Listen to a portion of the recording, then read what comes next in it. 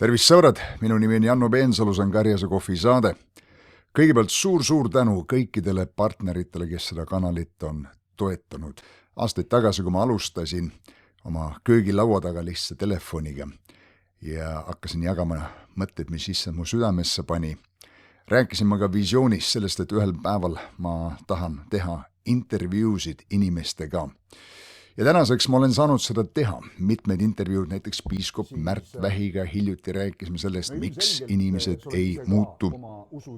Hiljuti tegin Saaremaal intervjuu õde Angelaga, kes 1,5 aastat tagasi kaotas oma abikaasa, aga kes Jumala abiga on kõndinud läbi sellest surmavarju urust ja leidnud tagasi oma rõõmu. Ja ma arvan, et tavaliste lihtsate inimeste elud on meile eeskujuks sellest, kuidas Jumala arm nende elus töötab ja see julgustab meid, sest me kõik kõnnime mingitel eluaegadel mingitest eluraskustest läbi.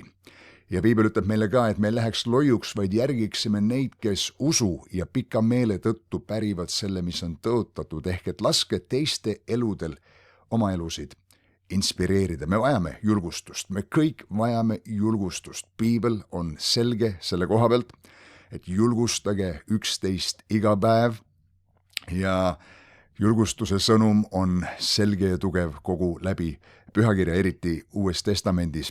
Nii et ma tänan kõiki partnereid, kes on aidanud seda kanalit. Tänaseks ma teen saateid siin ühe Sony kaameraga.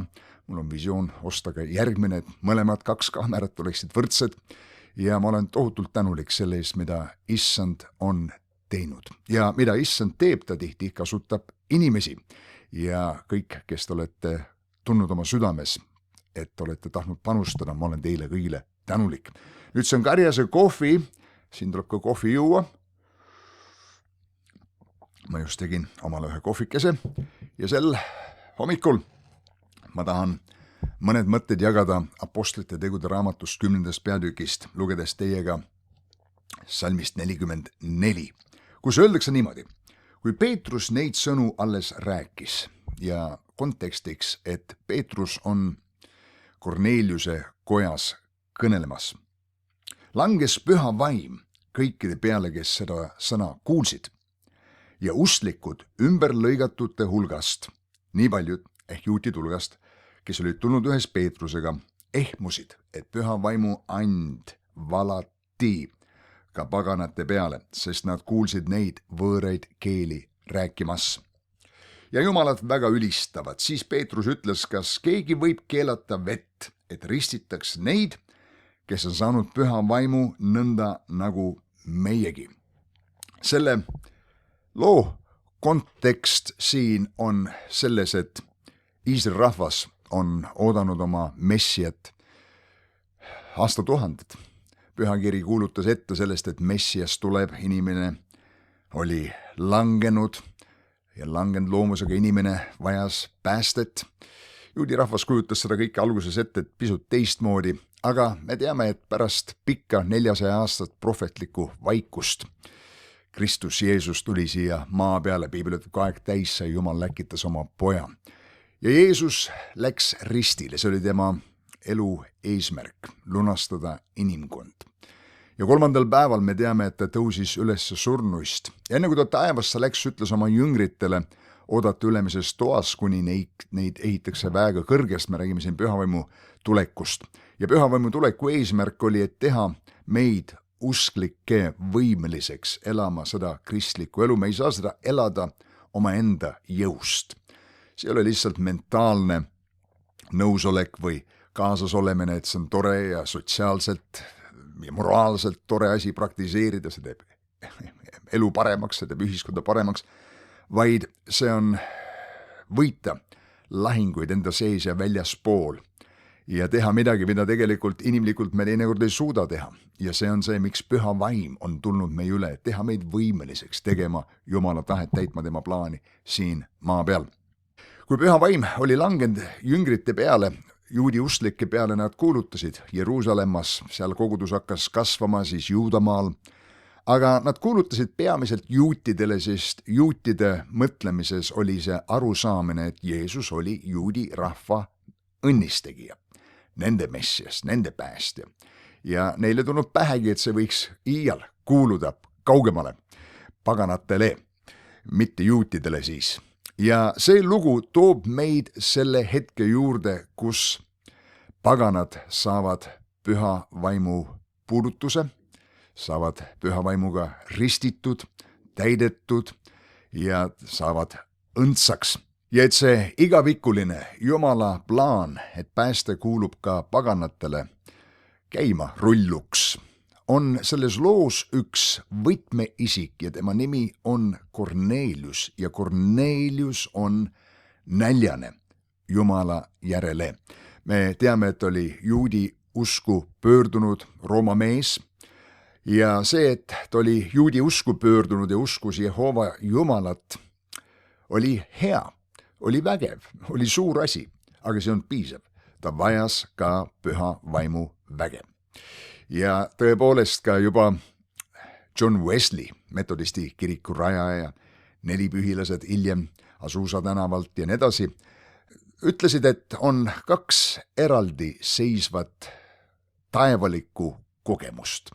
Number 1 on uuesti sünd, kus inimene võtab vastu Jeesuse Kristuse, elab läbi seispidiselt uuesti sünni. Tema vaim saab uuendatud. Jumal võtab ära selle patuse südame meie seest ja asetab meie sisse südame, kes armastab Jumalat, kes tunneb rõõmu õigsuse järgi ja pühade asjade järgi. Mitte, et meie liha ei oleks veel alluv kiusatustele. Seda lihameelsust sellega peame võitlema terve elu. Nii et sellest me lahti ei saa ja see on lihameelsus ehk meie ihus olev patt. Aga meie vaim inimene saab puhtaks ja pühaks. Ometi oli teine kogemus, mida välja toodi, püha vaimu ristimine, püha vaimuga täitumine. Ja see on see, mis siin juhtus. Nii et Kornelius oli pöördunud Jumala poole. Aga nüüd, kus püha vaim langes tema ja tema sõprade üle, see oli, et Jumal pöördus Korneliuse poole. Ja ma ütlen sulle, Jumal suudab tulla meile ligemale, kui meie suudame iial tulla talle ligi. Kuigi Jakobus ütles 4.8, tulge Jumala ligi, siis tema tuleb teie ligi, ehk alustage seda protsessi. Näidake üles nälga, näidake üles huvi, näidake üles usku. Aga kui Jumal külastab ühte linna, ühte piirkonda või ühte inimest, siis see on transformatsiooni toov ja täielikult elu muutev. Nii et missugusele mehele siis siin Jumal ligi tuli? Me loeme Korneliuse kohta siit 10. peatüki alguse poole, et Kaisarea linnas oli üks mees.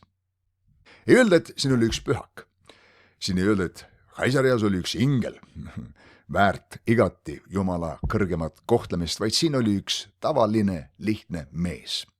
Inimene, kellel olid oma probleemid, oma väljakutsed, oma kiusatused, asjad, millega ta tegeles nii nagu sina ja mina, aga me loeme Korneliuse osas, et ta oli väesalga pealik, mida kutsutakse Itaalia väesalgaks, mis ütleb meile, et ta pidi olema vastutust võttev mees. Pidi olema kohusetundlik mees. No ilmselgelt pidi olema usaldusväärne, et selline positsioon oli mehel antud. Pidi olema ustav mees, jätkuvalt seesama. Mitte, et kui on hea tuju, teen asja, kui on kehva tuju, ma ei tule, tehke ise. Ja pidi olema kindlasti ka hooliv mees, armastav mees, sest juhid peavad armastama oma järgijaid.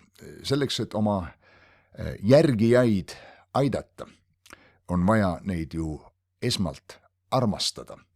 Me ei saa paluda inimeste kätt, ilma et me puudutaks kõigepealt nende südant.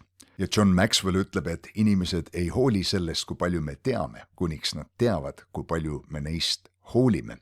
Ja selge on see, et Kornelius oli hea juht. Me loeme sellest siit ju edasi. Ja siin öeldakse, et ta oli vaga ja jumala kartlik mees. Vaga tähendab seda, et ta elas sellises teadmises, et ta peab aru andma oma tegudest, suhtumistest, sõnadest ja kõigest muust ühel päeval Jumala ees, elades viisil ja teadmise ka, et ta on aruandev Jumala ees. Ja Jumala kartlik selles kontekstis tähendas seda, et ta uskus, austas Iisraeli Jumalat ja ilmselgelt järgis juudi sünagoogi õpetust. Ja samuti on meil ülestähendus tema palveelus, siin öeldakse, et ta palus alati Jumalat ja jagas rahvale palju ande. Nüüd äkitselt see sama mees Kornelius, kes ei ole juut, aga kes usub Iisraeli Jumalat, tal on üks nägemus. Nüüd sõbrad, Jumal aeg-ajalt annab inimestele nägemusi. Me peaks nägemusi otsima, aga fakt on, et Jumal annab inimestele taevaseid nägemusi. Siin selles nägemuses ingel ilmub Korneliusele. Ta muidugi inglit nähes lööb kartma, ilmselgelt sama juhtuks sinu ja minuga, kui selline suur 3-meetrine mees kuju äkitselt seisab su ruumis ja sa saad aru, et see on taevalik olend. Ja ingel ütleb talle, sinu palved ja su annid on tõusnud Jumala ette sind meelde tuletama. Mis ütleb seda, et Kornelius pidi tõesti olema üks vägev palvemees ja suur andja. Nüüd see, et palvetamine ja palvemeelsus on alati eelnenud ja hoidnud ka alal ühte ärkamist, siis küsime, kuidas võiks see andmine olla seotud sellega, miks ta kommenteeris tema andmist, aga andmine näitab inimese südame hoiakut. Kui ta süda kuulub Jumalale ja Jumala kuningriigi teenimisele, siis sinna suunas liigub ka tema vara. Ja Jeesus ütles, kus on sinu vara, seal on sinu süda. Nii et millesse iganes sa panustad, sellega läheb sinu süda kaasa ja selge on see, et Kornelius oli täiega kaasas sellega, et panustada Jumala eesmärkide täitumisele. Nüüd inglil on sõnum samuti Korneliusele ja see on see, et tal tuleks saata kedagi ja kutsuda kõrvalt linnast, Joppest, üks mees nimega Peetrus. Ja ingel hämmastaval kombel teab täpselt, kus Peetrus parasjagu asub. Nüüd tol ajal polnud Instagrammi, kus Kornelius oleks Peetruse järgijana saanud vaadata, et juhtumisi vend Peetrus on Joppe linnas mere ääres seal ja liivarannal teinud paar selfit endast, vaid ingel oli see, kes andis selle informatsiooni Korneliusele edasi. Ja huvitav fakt tähele panna on see, et ingel teadis igat pisiasja. Ta ütles siin, et läkita nüüd mehi Joppesse ja lase kutsuda Siimon, kelle lisanimi on Peetrus, mitte et ainult teadis tema vana nime, teadis tema uut nime. Tema asub nahkur Siimona juures, kelle maja on mererannas. Võib-olla oleks võinud veel juurde lisada, et see on 1 miljoni vaatega. Ja me teame, et Kornelius kuuletub ingli instruktsioonidele ja saadab oma mehed Peetruse juurde. Nüüd, samal ajal kui need mehed lähevad, see võtab 1 päeva aega ja lõppeks on 4 päeva alles hiljem, kui Peetrus jõuab tagasi Korneliuse kotta, siis ingel ei täpsusta, miks tegelikult Peetrust vaja kutsuda on. Lihtsalt ütleb, kutsu Peetrus. Ja see näitab Jumala tegutsemisviisi, et kuigi inimene püüab kavandada kogu oma teed, tal on eesmärgid ja ettekujutlus, kuidas asjad võiksid minna ja lõppeda, siis Jumal juhatab meie samme. Ja teine punkt on selles, et kui Jumal saab, siis ta alati kasutab kedagi, et oma tahet esile tuua siia maa peale teos või sõnas, öelda kellegi läbi, teha kellegi läbi.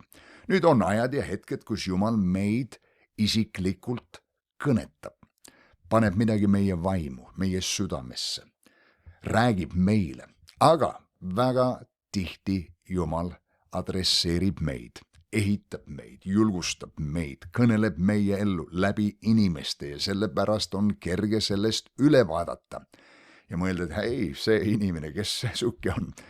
Aga Jumal püüdis meile midagi öelda, nüüd me tahaksime, et Jeesus ilmuks meile ja siis me usuksime, ma mäletan omal ajal, kui mina tundsin veel alguses huvi nende Jumala teemade vastu ja tahtsin vaielda ja tõestada, et mul on õigus ja minu sõbral, kes oli usklikuks saanud, et tema on omadega metsa läinud, mõtlesin, kui Jeesus ilmuks teed, siis ma usuksin. Aga ta saatis minu klassivenna, ta kõneles läbi minu klassivenna, nii et mil iganes Jumal saab, ta teeb seda kellegi läbi. Hea näide sellest on apostel Pauluse, tol hetkel siis Saulus, pöördumine Damaskuse teel. Jeesus ilmub talle seal, tal on isiklik kogemus Jeesus Kristusega seal Damaskuse teel. Jeesus kohtub temaga seal. Ja siis ta ütleb talle niimoodi, kui ta on tutvustanud, kes ta on, nüüd mine Damaskusesse ja seal öeldakse sulle, mis sul tuleb teha. Mina mõtlen, Jeesus, kui sa juba tulid alla tolmusele Damaskuse teele, siis anna sellele Saulusele kogu see sõnum, miks jätta mingi osa mingi Ananiase jaoks, keda oma soojast voodist välja ajada ja kes peab minema ja otsima selle paiga üles, kus Paulus on, palvetab ja andma talle selle ülejäänud osa sellest kutsumisest, aga Jumal, mil iganes ta saab, ta teeb seda inimeste läbi, nii et ka siin loos ei langenud püha vaim nii nagu 4 pühipäeval jüngritele, lihtsalt suveräänselt põmaki. Äkitselt võimas, nagu tuul oleks puhunud ja nad kõik said täis püha vaimu seal Jeruusalemma ülemises toas, vaid siin ta saatis Peetruse. Ta süütas selle grupi läbi kellegi, kes oli juba ise süüdatud. Jumal valis kasutada kedagi. Ja muuseas püha kiri kinnitab seda, näiteks 1. Korintuse 3:9 ütleb, me oleme Jumala kaastöölised. 2. Korintuse 5:20, me oleme Kristuse käskjalad, otse kui Jumal ise julgustaks meie läbi. Hebra 1:1 ütleb niimoodi, Jumal endistel aegadel on kõnelenud prohvetite läbi. Ta oleks võinud igat inimest ise adresseerida, aga ta kõneles prohvetite läbi rahvale. Ja 2. Peetrus 1:21 ütleb, püha vaimust kantuina on inimesed kõnelenud Jumalalt. Ja Jeremiia raamat 1:7 ütleb niimoodi, ma panen oma sõnad sinu suhu.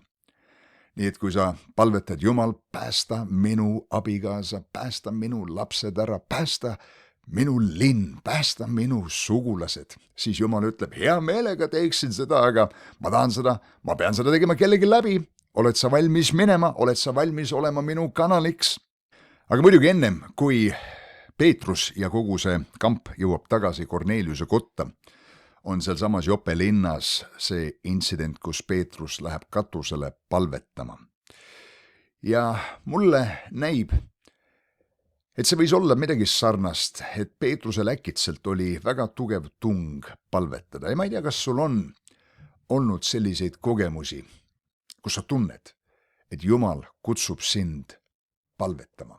Sa pead palvetama praegu. Mul on seda tihti olnud. Lihtsalt tunnen, ma tahan nüüd minna palvetama. Nüüd meil on palverutiinid, võib-olla palveharjumused, hommikul, ma ei tea, mis kellaaeg sa tõused või milline suke hea privaatne moment su elus on. Loomulikult, kui me oleme koguduses koos, me palvetame, aga ajad ja hetked, kus sa allud sellele õhutusele, et Jumal kutsub sind olema privaatselt, individuaalselt, teie 2 koos palves. Ma olen neid asju tundnud palju. Need on erilised ajad. Ja ma kujutan ette, et Peetrusel võis olla midagi sarnast, ta lihtsalt pidi minema palvetama ja siis ta palvetab seal ja ta kõht on tühi, tal muidugi valmistatakse seal rooga ja me teame, et Jumal annab talle seal ühe väga suurejoonelise nägemuse. Ta on isegi, mõned piibliuurijad arvavad, transis. Omaette teema, ei hakka seda pikalt siin käsitlema, aga see, kus inimene nagu jäigastub või nagu jäätub paigale ja näeb midagi vaimumaailmas toimumas. Ja teinekord inimesed on olnud sellises olekus tunde. Kuidas siin täpselt oli, seda me ei tea, aga igal juhul, mida Jumal püüdis siin teha Peetrusega, näidates talle ebapuhtaid loomi, ütles verista oli, et muuta Peetruse sees seda hoiakut, mis juudi rahvas oli terviklikult ja sügavalt juurdunud, et mitte puudutada midagi, mis on ebapüha.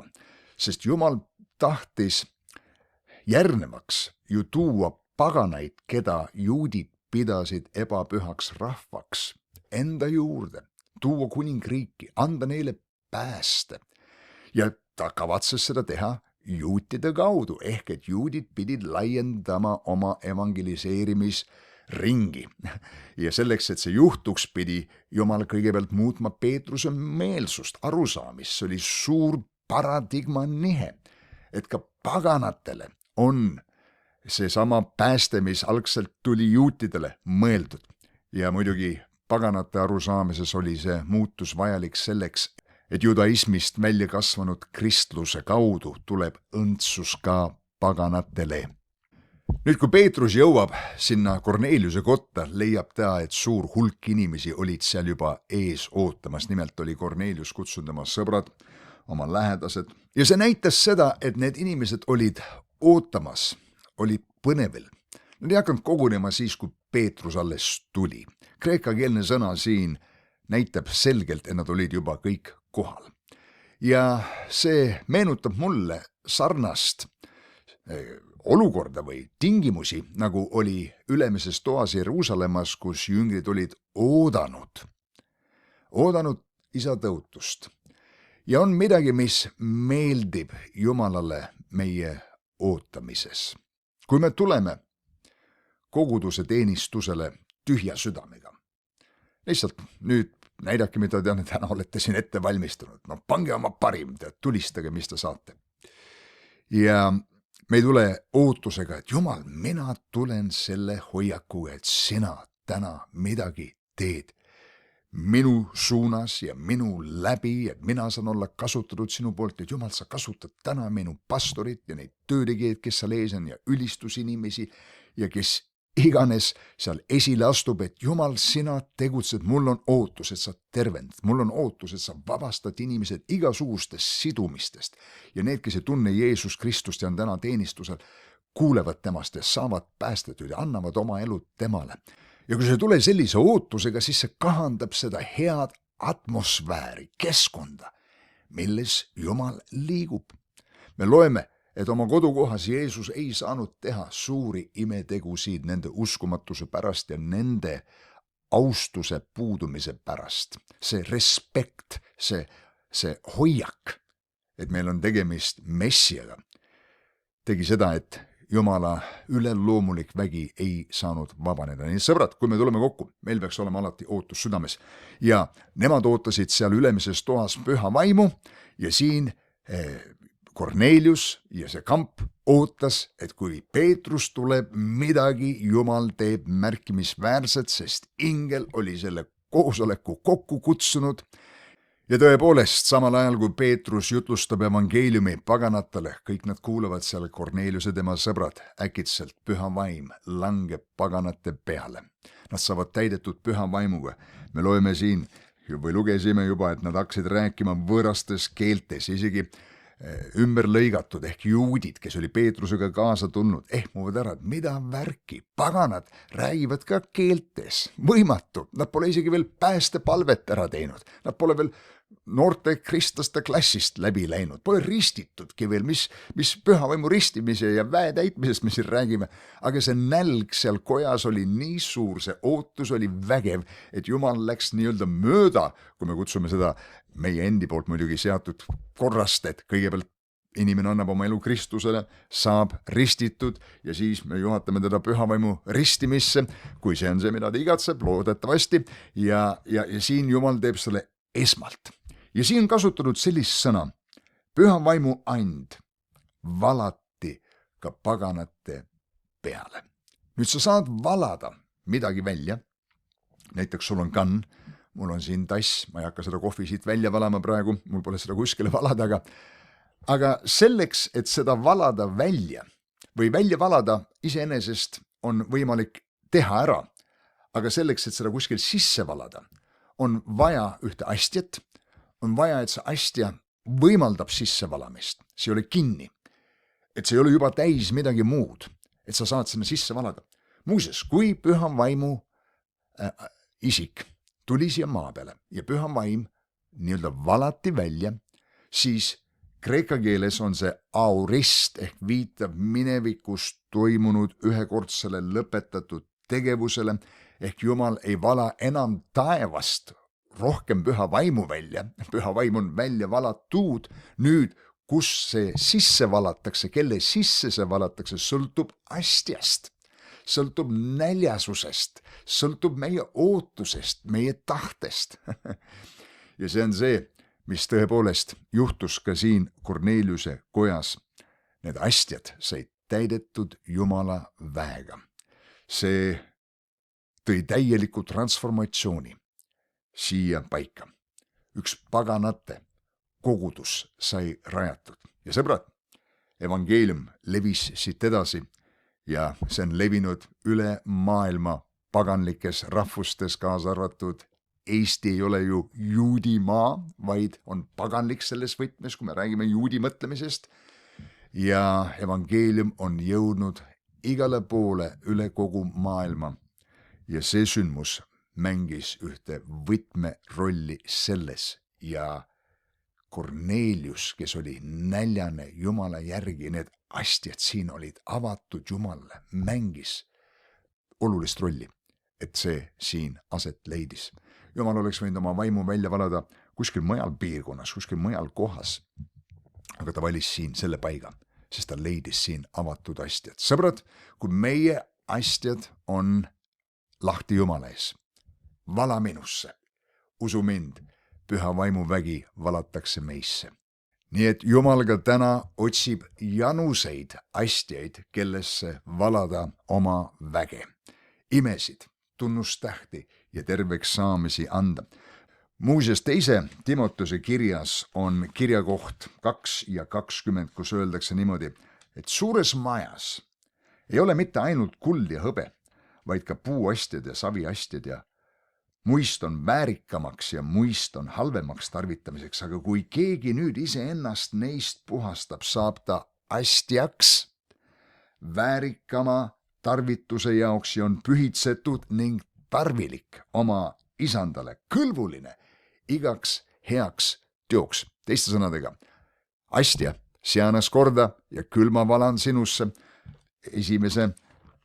Thessaloniklaste kirjas öeldakse meile peatükk 4 ja salm 4, et igaüks teie seast teaks hoida oma astjat. Teaks hoida oma astjat pühaduses ja aus, mitte himude kiimas, nõnda nagu paganad, kes ei tunne Jumalat. Ja salm 8 ütleb niimoodi, seepärast, kes seda hülgab, ei hülge inimest, vaid Jumala, kes ka annab oma püha vaimu teie sisse. Ehk see astja peab olema valmis. Nii et sõbrad, valamine hakkab pihta, kui astjad on valmis.